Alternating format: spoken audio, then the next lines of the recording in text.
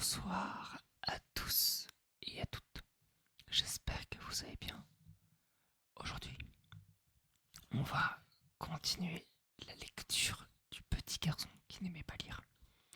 Comme dit dans la précédente vidéo, on va lire les 2 prochains chapitres.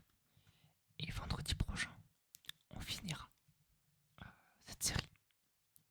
Donc j'espère que ça va vous plaire. J'oublie tout le temps de le demander, mais là je viens d'y penser. N'hésitez pas à vous abonner si mes vidéos vous plaisent avant de dormir ou demain matin ou à la fin de la vidéo. Si vous voulez me soutenir, vous pouvez laisser un petit commentaire et un petit pouce bleu ou un pouce en haut, un pouce en haut. Je sais pas qu'est-ce qu'on dit actuellement. Bref, bonne nuit, faites de beaux rêves si vous voulez dormir. C'est parti. Chapitre 6. Le tremblement de terre. Elle semblait si triste et si perdue, ma petite princesse en papier. J'aurais aimé pouvoir la prendre dans mes bras pour la consoler, mais je craignais de la froisser de mes doigts de géant. Alors j'ai doucement tendu la main vers elle et lui ai délicatement caressé la joue du bout de mon doigt pour lui retirer une larme. Elle leva ses grands yeux de poupée vers moi et me rendit un petit sourire triste. Comment pourriez-vous m'aider me demanda-t-elle. Je peux te faire rentrer chez toi. Mais comment? Suis-je loin de chez moi ici? Oui, nous sommes très loin de chez toi, petite princesse. Toi, tu fais partie du monde des livres. Tu n'as rien à faire ici. Tu dois retourner de là où tu viens. Quel est ce monde des livres dont vous parlez? Je vais te raconter ton histoire, petite princesse. Toi et moi, nous n'appartenons pas au même monde. Toi, tu es une petite héroïne de papier. Moi, je suis un vrai petit garçon du 21e siècle. Aujourd'hui, je suis allé à la bibliothèque avec mon école. Et comme je me suis caché puis endormi, toute ma classe est repartie sans moi, en m'enfermant parmi tous ces livres. Je ne comprends rien à ce que vous me racontez, cher Hugo. Qu'est-ce que donc que le 21e siècle? Sois patiente, petite princesse. Tu vas comprendre.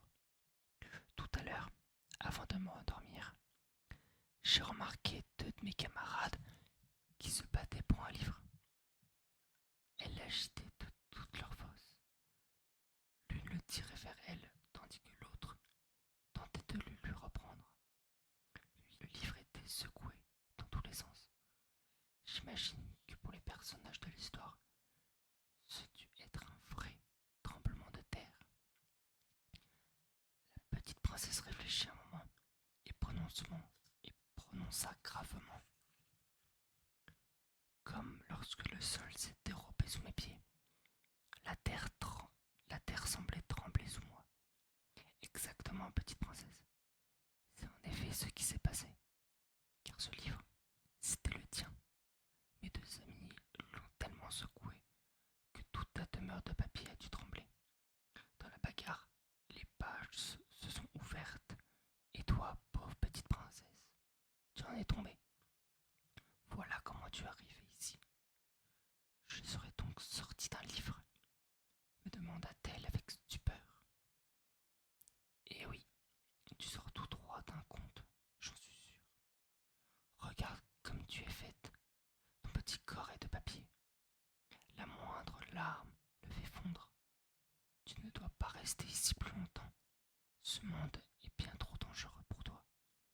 Le moindre courant d'air te ferait voler comme une feuille.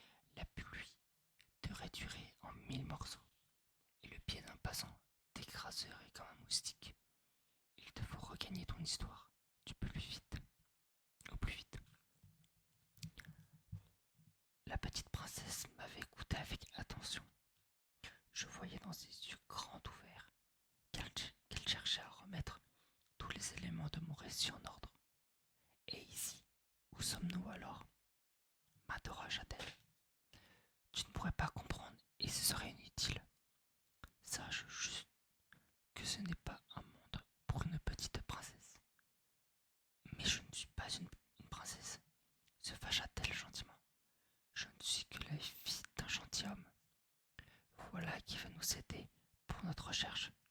dis-je. Quelle recherche? Eh bien, regarde tous ces livres autour de toi. Comment allons-nous savoir d'où tu viens? Car je n'ai pas fait attention aux livres que mes camarades te disputaient. Je n'ai donc aucune idée de l'endroit où je dois te remettre. Les petits yeux de poupée de ma princesse en papier parcoururent les rayons de la bibliothèque. Elle tournait sa tête plate et fragile et découvrait en même temps l'ampleur de la tâche. Puis elle s'avança vers une étagère au hasard et se mit à lire le titre d'un ouvrage. La vie des baleines dans l'océan Atlantique. Peut-être que je viens de ce livre-ci, me demanda-t-elle avec une belle innocence. Oh non, m'écriai-je en riant. Si je te mettais ici, tu disparaîtrais dans les fonds marins. Ce serait beaucoup trop dangereux pour toi. Elle me regardait avec incompréhension. Ici, ce sont les documentaires, ajoutai-je. Or, tu n'es pas une petite fille de documentaires. Non, je suis sûre que tu viens d'un conte. Certes, je n'ai pas parcouru beaucoup de livres dans ma vie, mais lorsque j'étais plus petit, mes parents m'ont lu des contes avant de me coucher. Et quelque chose me dit que tu es une princesse sortie d'un de ceux-là. J'ai bien vu se dessiner de petits ronds rouges sur ses joues, bien qu'elle tentât de cacher son joli visage derrière ses longs cheveux. Elle était à la fois flattée et gênée. Pour la mettre à l'aise, je lui dis: Viens, allons dans le rayon des contes. Nous allons sûrement retrouver ton histoire. Mais la princesse ne bougeait pas. Elle restait immobile devant les documentaires, le corps toujours doucement agité par l'air qui traversait la pièce. Viens, insistai-je. Non, je ne veux pas, me lança-t-elle en faisant une petite moue poudreuse. D'accord, je ne répondis rien, mais intérieurement, je me disais bien que ce devait vraiment être une petite princesse, car toutes les petites princesses sont un peu capricieuses. Et la voilà qui commençait. Comment ça, tu ne veux pas? Mais il faut bien que je t'aide à rentrer chez toi. Non, je ne veux pas, poursuivit-elle. Et pourquoi pas? Parce que ma belle-mère et mes sœurs sont méchantes avec moi. Je ne veux pas les retrouver. Je partis alors dans de grands éclats de rire. Ma petite princesse parut mécontente. Pour réparer ma maladresse, je lui dis: Je ris, parce que dans tous les contes, il y a bien souvent une méchante belle-mère et ces filles qui font souffrir une jolie princesse par jalousie. Oui, mais croyez-moi, Jean-Hugo, quand ça vous arrive, c'est beaucoup moins drôle, me répondit-elle un peu fâchée. J'imagine, petite princesse, je ne voulais pas te blesser. Cela dit, nous avons encore un indice pour connaître d'où tu viens. Mais puisque je vous dis que je ne veux pas y retourner, oui, oui, j'ai bien compris. Cependant, j'ai encore une meilleure idée. Viens, suis-moi, lui dis-je. Dans un même temps, je l'attrapai avec la plus grande délicatesse pour la porter entre mes mains légèrement fermées. J'avais bien trop peur de la froisser. Chapitre 7. Plaisir de lire. Je la portai ainsi, tendrement, entre mes mains, jusqu'au rayon où étaient classés les contes. Je savais qu'elle ne pouvait venir que de là. Puis je la posai sur un coussin, un peu loin de moi, pour que mes mouvements ne la fassent pas s'envoler. Nous y voilà. J'attraperai alors un gros livre sur lequel était écrit les plus beaux contes du monde entier. J'avais hâte de l'ouvrir. Écoute un peu ça, lui dis-je. Il était une fois un roi qui avait 3 vies. Et alors, reprit-elle, toujours un peu boudeuse. Eh bien, c'est peut-être ton histoire. Mais non, je vous ai dit que mon père n'est pas roi, mais simple gentilhomme. Je continuai donc mes lectures, parcourant chaque conte, afin de trouver un récit qui pouvait correspondre à la vie de ma petite princesse. Je voyais bien qu'elle n'avait pas l'air très contente, mais même boudeuse, elle restait charmante.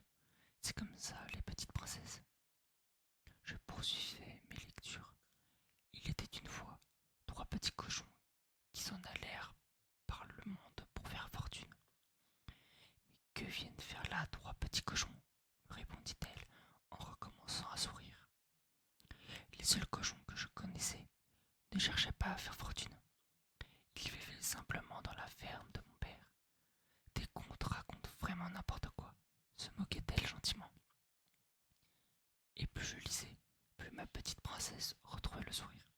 C'était si joli, une petite princesse qui souriait. Alors, pour qu'elle continue, je lui dis, écoute un peu ça. Il était une fois un bûcheron qui vivait dans la forêt avec ses deux enfants, Hansel et Gretel. J'en ai, je ne connais personne de ce nom-là, rétorqua-t-elle aussitôt. Quel prénom étrange. Je n'avais encore jamais entendu ça. Et je ne vis pas dans la forêt. Je vis dans la belle demeure de mon père. Voilà que je la vis alors grimper sur les étagères. Elle semblait vouloir aller chercher par elle-même dans les livres. Dites-moi, cher Hugo, tout ce dont vous me parlez vivent comme moi à l'intérieur de ces livres. Oui, mais jamais je ne les ai rencontrés. C'est normal, chaque histoire est née de l'imagination d'un écrivain. Elles ne se mélangent pas entre elles. Tout en parlant, je continue à parcourir le recueil des contes. Ça y est, j'ai trouvé, m'écriai-je. Il était une fois une petite fille qui avait de longs cheveux blonds, tout dorés. Elle habitait une jolie maison au bord de la forêt. Oui, c'est vrai, me dit-elle, notre demeure se trouve à la lisière de la forêt. Trop heureux de ma découverte, je poursuivis la lecture. Elle s'appelait Boucle d'or. Boucle d'or, mais personne ne m'appelle de ce nom-là, s'étonna-t-elle en riant. Pour être certain de ne pas manquer l'histoire de ma petite princesse, je continuai à lire le reste du conte, et voilà qu'apparut 3 ours. Or jamais ma petite princesse n'avait vu d'ours de toute sa vie. Elle partit alors à son tour dans de grands éclats de rire, car tous ces personnages l'amusaient. Et comme j'aimais la voir rire, je poursuivais mes lectures.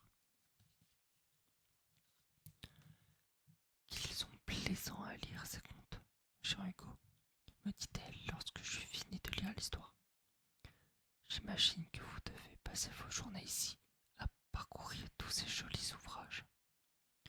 Comme je ne voulais surtout pas la décevoir, encore moins lui mentir, je ne répondis rien et fis semblant de ne pas l'avoir entendu.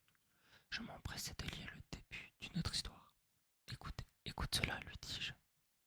Il était une fois un homme très riche et très puissant, mais il était si effrayant avec sa barbe bleue qu'aucune femme ne voulait de lui. Un homme à la barbe bleue. Que ce doit être joli, me dit la petite princesse. Racontez-moi son histoire, s'il vous plaît. J'en meurs d'envie. Je me lançai donc dans la lecture du conte. Plus l'histoire avançait, plus l'homme à la barbe bleue inquiétait ma petite princesse. Quand nous finîmes par apprendre qu'il tuait puis enfermait ses femmes dans un petit cabinet, elle fut parcourue par un léger frisson de peur qui agita tout son petit corps de papier. Dites-moi, cher Hugo, vos contes sont parfois amusants, mais ils sont aussi effrayants. Lisez-moi quelque chose de plus joyeux, m'ordonna-t-elle en venant se blottir contre moi. Je m'empressai de lui obéir, car c'était bien trop agréable de sentir sa petite épaule de papier sur ma chemise. La nuit était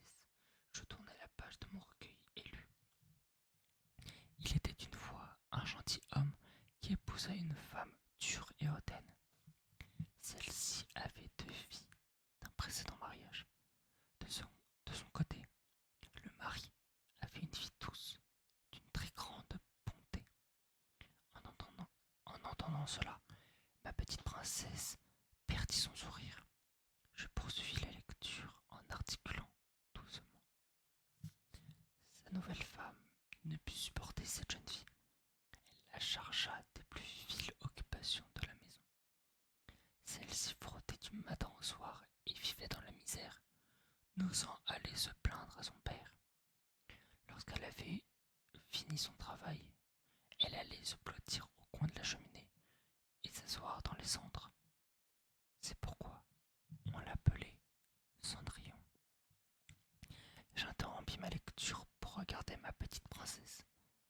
Elle pleurait de nouveau, comme lorsque je la découvris pour la première fois. Je posai délicatement le livre et lui dis doucement, en m'approchant d'elle: C'est ton histoire, n'est-ce pas? Oui, me répondit-elle entre de gros sanglots. Veuillez bien cesser de lire, cher Hugo. Je vous ai dit que je ne voulais pas y retourner. Comprenez-vous désormais pourquoi? Oui, je ne veux plus servir de servante à ces affreuses femmes. Je passe mes journées à faire le ménage, à astiquer le sol, à faire la vaisselle, à passer le balai pour elles. Je ne veux plus. J'en ai assez d'obéir à ces méchantes. Ici, je ne suis peut-être pas chez moi, mais au moins, je suis libre. Mais tu ne peux pas rester ici. La vie serait beaucoup trop dangereuse pour toi. Eh bien, vous n'avez qu'à me remettre dans un autre conte. Tenez, pourquoi pas dans celui où vous me racontiez tout à l'heure l'histoire d'une petite fille qui porte chaque jour un petit pot de beurre à sa grand-mère. J'aimerais être cette petite fille-là. Sûrement pas malheureuse, m'exclamai-je. Je n'ai peut-être pas beaucoup lu dans ma vie, mais je sais que le loup va lui jouer un mauvais tour. Mais enfin, nous allons bien me trouver une belle histoire, plus jolie que la mienne. S'il vous plaît, cher Hugo, je vous en prie. Comme j'avais bien du mal à résister aux demandes de ma petite princesse, et surtout parce que je ne pouvais supporter de voir couler les larmes sur ses joues de papier, je lui fis part de mon idée lumineuse. Voilà pour le chapitre 6 et 7 de Le petit garçon qui n'aimait pas lire. J'espère que cette vidéo